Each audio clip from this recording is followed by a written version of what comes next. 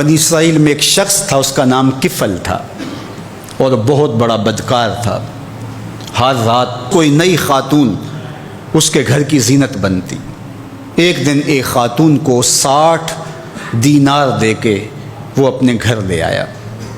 جب بدی پہ آمادہ ہو گیا تو اس خاتون کا وجود کانپنے لگا، اس کا بدن تھر تھرانے لگا۔ کفل نے کہا کہ کیا ماجرا ہے؟ اس نے کہا کفل میں کوئی بدکار خاتون نہیں ہوں، لیکن ضرورت مجھے تیری چوکھٹ پہ لے آئی ہے۔ بس دل کی اتھاہ گہرائیوں سے نکلے ہوئے جملے تھے، دل کی اتھاہ گہرائیوں میں اتر گئے۔ کفل پیچھے ہٹ گیا۔ میرے اور آپ کے آقا و مولا فرماتے ہیں کہ کفل کا اسی رات انتقال ہو گیا۔ لوگ جب صبح گئے تو کفل کے دروازے پہ لکھا ہوا تھا ان اللہ قد غفر لکفل، اللہ نے کفل کو معاف کر دیا، اللہ نے اس کی بخشش اور مغفرت فرما دی۔ گناہ کو ترک کرنے والا، ارادے سے باز آ جانے والا اللہ کو کتنا محبوب ہوتا ہے۔ میرے اور آپ کے آقا و مولا نے فرمایا وَرَجُلٌ دَعَتْهُ امْرَأَةٌ ذَاتُ مَنْصِبٍ وَجَمَالٍ فَقَالَ إِنِّي أَخَافُ اللَّهَ، وہ شخص جس کو کسی خاتون نے دعوت گناہ دی، یا خاتون ہے اس کو مرد نے دعوت گناہ دی، اور اس نے کیا کہا انی اخاف اللہ، میں اللہ سے ڈرتا ہوں، یا خاتون نے کہا میں اللہ سے ڈرتی ہوں۔ تو میرے اور آپ کے آقا و مولا فرماتے ہیں قیامت کے دن جب کوئی سایہ نہیں ہوگا، اللہ اس کو اپنے عرش کا ٹھنڈا سایہ عطا فرمائے گا۔ کتنی بڑی بات ہے، حشر کے دن اللہ کی رحمتوں کے سائبان تلے ہوگا۔ یا ایھا الذین آمنوا اتقوا اللہ، اے ایمان والو اللہ سے ڈر جاؤ۔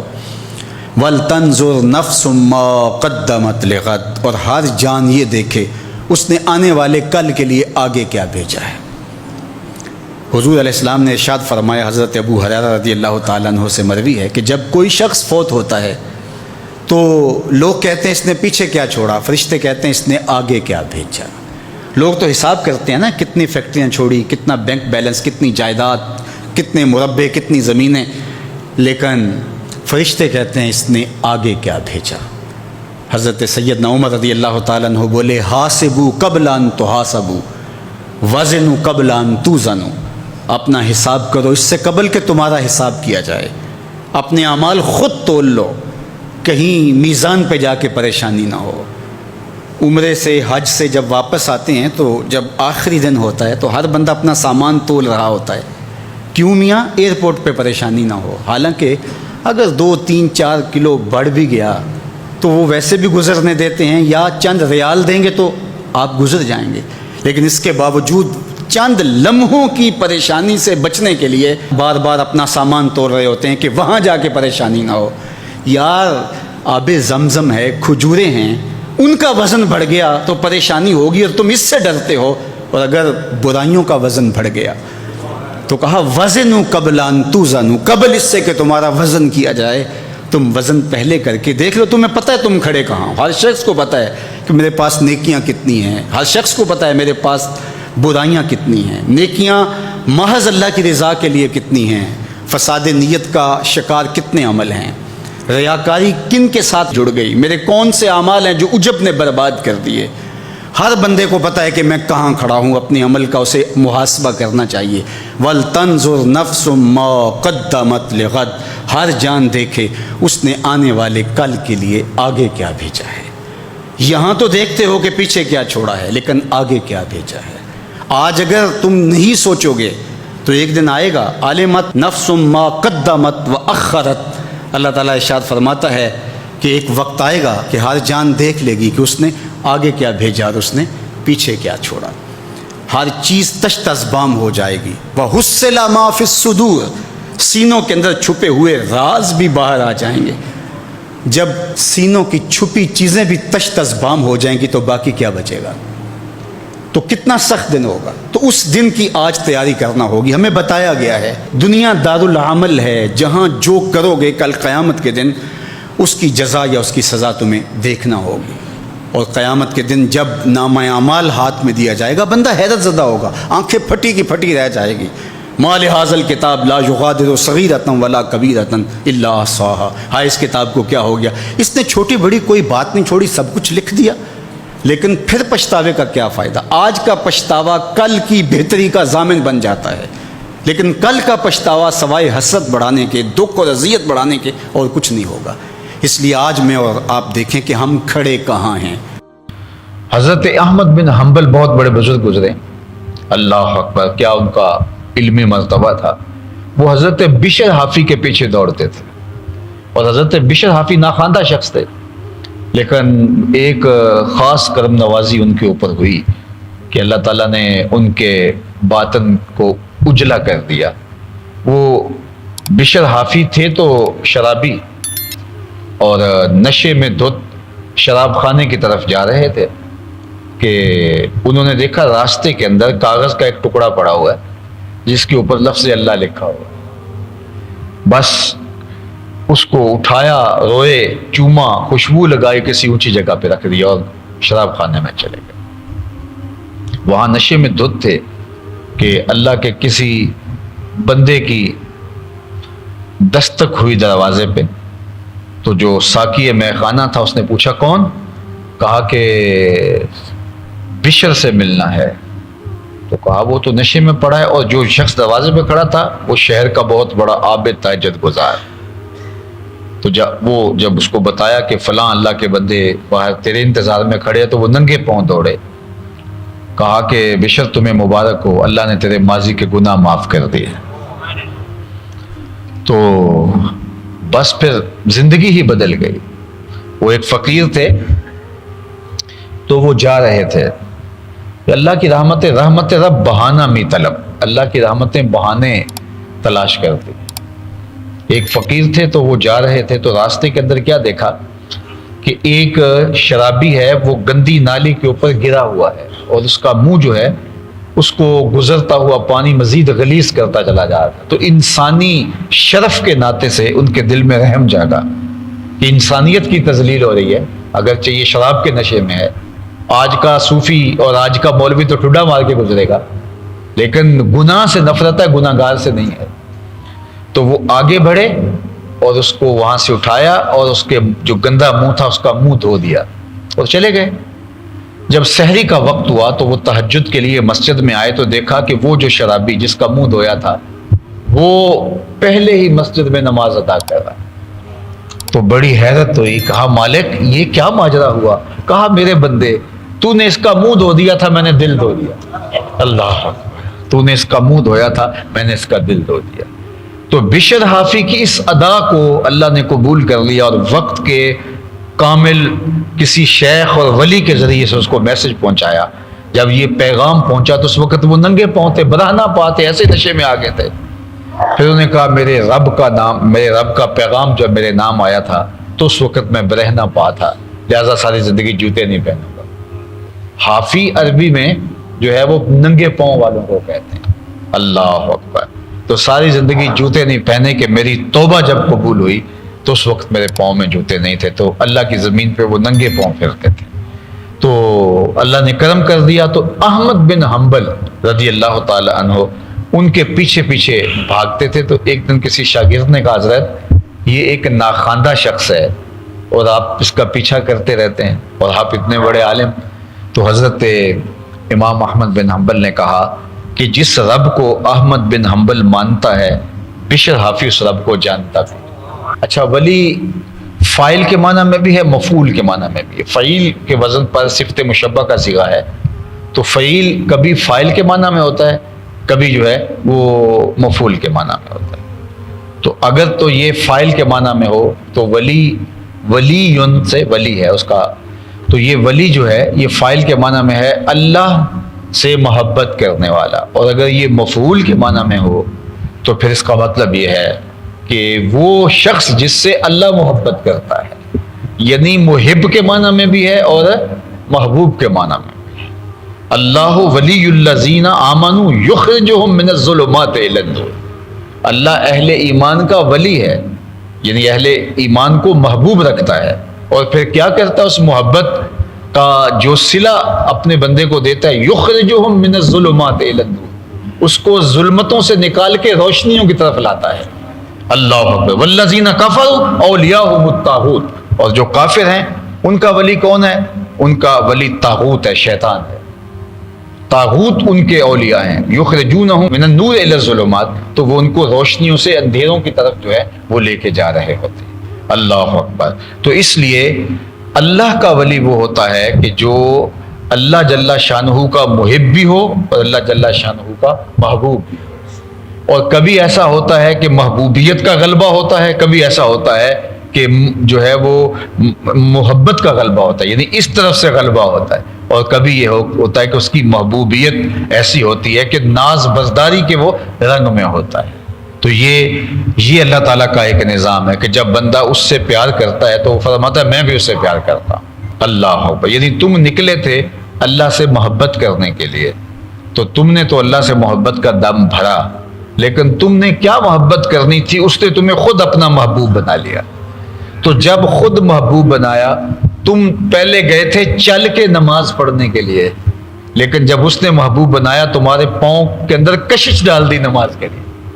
تم عبادات کرتے تھے، اپنے آپ کو تکلف کے ساتھ لے کے جاتے تھے، پھر جب محبوبیت پیدا ہو گئی تو وہ شوق فراواں تمہارے اندر ڈھیل دیا گیا، پھر تمہارے قدم خود بخود اٹھتے ہیں، توفیقات تمہارے شامل حال ہو گئی ہیں، پھر تمہارے لیے آسانیاں اور تمہارے لیے راحتوں کے سامان کشادہ کر دیے گئے ہیں۔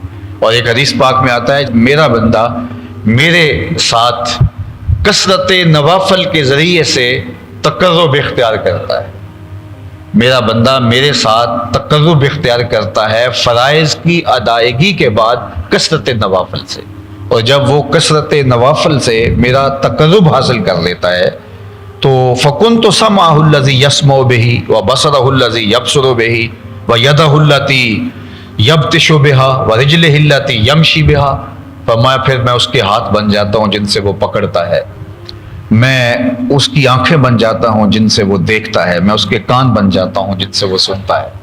یہ بخاری کی روایت ہے۔ تو اس کا مطلب کیا کہ معاذ اللہ کان بن جاتا ہے؟ نہیں، مجسم نہیں، یعنی اس کے کانوں میں شنوائی کی قوت اپنی جناب سے ڈال دیتا ہے، اس کی زبان میں جو ہے وہ طاقت اور توانائی اس کی طرف سے خاص طور پہ ودیت کر دی جاتی ہے، ہاتھ اس کے ہوتے ہیں لیکن اللہ تعالیٰ اپنی طرف سے خاص جو ہے وہ توانائیاں اور قوتیں اور اس کے اندر جو ہے وہ طاقتیں پیدا کر دیتا ہے۔ تو گویا اللہ اس بندے کو اپنی شانوں کا، اپنی صفات کا مظہر بنا دیتا ہے، اسی لیے وہ اولیاء کے لیے طی زمان بھی ہوتا ہے اور طی مقام بھی ہوتا ہے، وقت بھی سمٹ جاتا ہے اور ان کے لیے فاصلے بھی مٹ جاتے ہیں۔ تبھی تو آصف بن برقیہ جو ہے وہ حضرت سلیمان کی امت کا ولی جو ہے آنکھ جھپکنے سے قبل تخت بلقیس لا کے قدموں میں رکھ دیتا ہے، انا آتی کا بہی قبل ان یرتد الیک طرفہ۔ جب حضرت سلیمان نے کہا کہ کون تخت بلقیس لائے گا تو ایک جن نے کہا میں دوپہر تک لے آتا ہوں، یعنی مجلس برخاست ہونے تک۔ تو حضرت سلیمان نے کہا نہیں، مجھے اس سے بھی پہلے چاہیے، یعنی میں اگر آپ سے کہوں کہ آپ جو ہے وہ کراچی سے کوئی چیز آپ میں سے کوئی شخص لا کے دے تو کم از کم وہ 8 دن کا، 5 دن کا یا 2 دن کا تو ٹائم دے گا، اور ایک بندہ کہے کہ عصر تک لے آؤں گا تو غنیمت نہیں ہے، کہ کوئی کہے عصر تک آ جاتی ہے جناب تو غنیمت ہے۔ تخت بلقیس تھا، 1 مہینہ جاتے ہوئے لگتا تھا، 1 مہینہ آتے ہوئے لگتا تھا، 7 کوٹھریوں میں مکفل تھا، زمین میں گڑا ہوا تھا، پہرے دار کھڑے ہوئے تھے، 60 ہاتھ چوڑا تھا، 80 ہاتھ لمبا تھا، کئی ہاتھ موٹا تھا، اور اس کو اٹھا کے لانا کیسے لایا جائے؟ جن نے کہا کہ میں آپ کی مجلس کے اختتام سے پہلے لے آتا ہوں۔ بہت بڑی بات تھی نا، لیکن اللہ کا پیغمبر کہتا نہیں، مجھے اس سے بھی پہلے چاہیے۔ اللہ اکبر، اس سے بھی پہلے چاہیے۔ اب حضرت سلیمان کو پتا تھا نا جن کی تربیت میں کی ہے وہ کس کس مقام پر، تو ایک نے کہا میں ظہر تک لے آتا ہوں، دوپہر تک لے آتا ہوں، بڑی بات تھی، لیکن حضرت سلیمان نے نہیں، مجھے اس سے بھی پہلے چاہیے۔ اللہ اکبر۔ جب حضرت سلیمان نے یہ کہا تو پھر ان کی مجلس سے ایک دوسرا شخص اٹھا جس کا نام مفسرین نے آصف بن برقیہ بتایا۔ قرآن نے تو کہا وقال الذی عندہ علم من الکتاب، پھر وہ اٹھا جس کے پاس کتاب اللہ کا، زبور کا علم تھا، سارا بھی نہیں تھا، تھوڑا سا علم تھا، علم من الکتاب، کتاب سے کچھ علم تھا، وہ کھڑا ہوا اور کیا کہا؟ جن نے تو کہا تھا قال عفریت من الجن، جنوں میں سے ایک بڑے کبھی ہیکل جن نے کہا تھا میں دوپہر تک لے کے آتا ہوں، لیکن عاصم بن برقیہ نے کیا کہا انا آتی کا بے، حضرت یہ ذمہ داری میری رہی. کب تک لاؤ گے؟ وہ تو دوپہر تک کا وقت دے رہے ہیں. تمہارا ٹائم ٹیبل کیا ہے؟ کتنے وقت میں لاؤ گے؟ 2 گھنٹے 3 گھنٹے کتنے وقت میں لاؤ گے؟ تو اس نے کیا کہا انا آتی کا بے، حضرت میں ابھی لے کے آتا ہوں. یہ نہیں کہا منگواتا ہوں، یہ لفظ سمجھیے، منگوا لیتا ہوں. انا آتی کا بے ہی، میں لے کے آتا ہوں، جاؤں گا بھی اور آؤں گا بھی اور تخت بھی لے کے آؤں گا. انا آتی کا بے ہی، میں جاتا ہوں اور اس کو لے کے آتا ہوں. کتنا وقت لگاؤ گے؟ قبل ان یرتد الیک طرفک، حضرت آپ آنکھ بعد میں جھپکیں گے، تخت پہلے پڑا ہوگا. قرآن ہے. اور حضرت سلیمان نے بھی آنکھ نہیں جھپکی، تخت سامنے پڑا ہوگا. اللہ اکبر. پھر بولے قال ھذا من فضل ربی، یہ میرے رب کا فضل ہے. یہ شان ہے خدمتگاروں کی، سرکار کا عالم کیا ہوگا. تو اتنے بڑے فاصلے کیسے سمٹے؟ کوئی اتنا سریع رفتار کیسے ہو سکتا ہے؟ تو بخاری کی حدیث پڑھو، جب کوئی میرا ہو جائے تو پھر اس کی میں ٹانگیں بنتا ہوں. توانائی اس کی نہیں ہوتی، طاقت میری ہوتی. اللہ، لب اس کے ہل رہے ہوتے ہیں لیکن منصور کے پردے میں خدا بول رہا ہے. اللہ اکبر. ہاتھ اس کے ہوتے ہیں، اس کو عطا کردہ توانائیاں قوتیں جو ہیں وہ میری ہوتی ہیں. پھر اس کی آواز میں بن جاتا ہوں. ممبر پہ خطبہ دے رہے ہیں حضرت عمر رضی اللہ تعالیٰ عنہ، اور نہاوند میں جنگ ہو رہی ہے، نہاوند میں جنگ ہو رہی ہے اور حضرت عمر خطبہ دے رہے ہیں ممبر پہ بیٹھ کے. اور جو جنگ کا کمانڈر ان چیف ہے ان کا نام ساریہ ہے. اور پہاڑ ان کے پیچھے تھا اور دشمن آگے تھا. تو دشمن نے چکر چلایا اور ان کو ابھارا اور تاکہ وہ آگے بڑھیں، کیونکہ پچھلا حصہ محفوظ تھا پہاڑ ہونے کی وجہ سے. جو پیچھے سے حملہ نہیں ہو سکتا تھا، پیچھے پہاڑ تھا، تو آگے سے لڑائی ہو رہی تھی. تو جب انہوں نے اشتعال دلایا نا، تو حضرت ساریہ اپنے فوج کو لے کے آگے بڑھنے لگے. دشمنوں نے پیچھے ایک دستہ کھڑا کیا تھا، جب یہ آئیں گے تم پیچھے پہاڑ کے پیچھے آ جانا تاکہ یہ درمیان میں پھنس جائے. تو جو ہی حضرت ساریہ اس جوش سے آگے بڑھنے لگے، حضرت عمر خطبہ دے رہے تھے، گفتگو چل رہی تھی، صحابہ سے مخاطبت کر رہے تھے، اچانک آپ نے یا ساریہ الجبل، اے ساریہ پہاڑ کو نہیں چھوڑنا. لوگوں کو حیرت ہوئی کہ خطابت تو ہم سے ہو رہی ہے اور ساریہ تو جنگ پہ گئے ہوئے، تو یہ ساریہ الجبل، ساریہ پہاڑ کو نہیں چھوڑنا، یہ کیا کہا؟ اللہ اکبر. وقت گزرتا گیا، جنگ فتح اور کامیابی کے بعد جب وہ مجاہدین واپس 1-2 مہینے کے بعد واپس پلٹے تو حضرت ساریہ حضرت عمر کو ڈھونڈ رہے ہیں اور لوگ بھی بیٹھے تھے.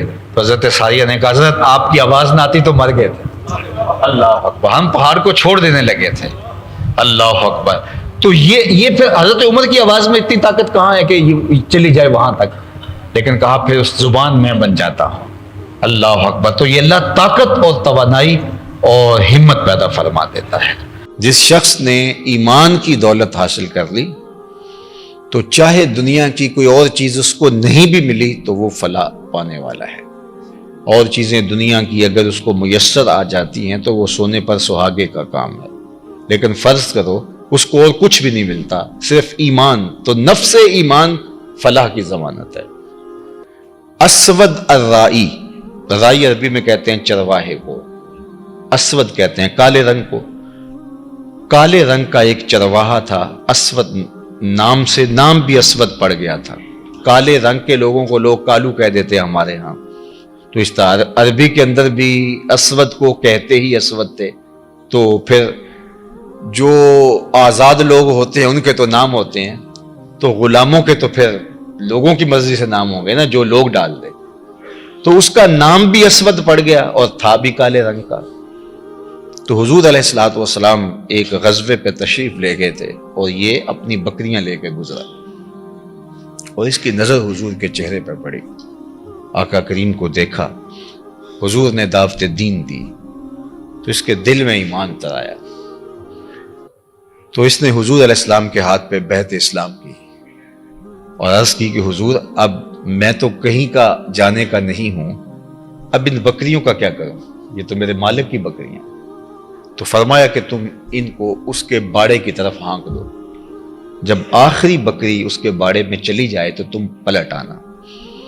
تو وہ گئے اور جا کے بکریوں کو اس کے باڑے کے اندر ہانکا. جب آخری بکری اندر چلی گئی، پھاٹک بند کیا تو واپس آ گئے. اتنے میں جنگ کا بازار گرم ہو چکا تھا، گمسان کی لڑائی شروع ہو چکی تھی۔